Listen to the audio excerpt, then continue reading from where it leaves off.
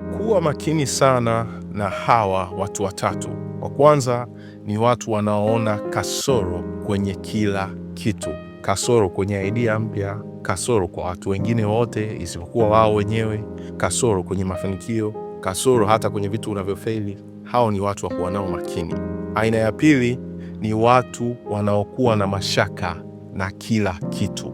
Wanakuwa na mashaka na kila kitu kipya, wanakuwa na mashaka kwenye kila aina ya maamuzi wanayofanya, wanakuwa na mashaka na kila mtu anayekutana naye, wanaongozwa na mashaka kwa kila kitu kwenye maisha yao. Hawa ukiwapa sana nafasi, hauwezi ukaanza kitu chochote kipya kwenye maisha yako. Aina ya tatu ni wale ambao hawakosi sababu yoyote ambayo itakusaidia kurudi nyuma. Ukitaka kuwekeza, wanakuambia uwekezaji huu una hasara au unachelewa. Ukitaka kujaribu kitu kipya, wataona failure kabla hata haujajaribu.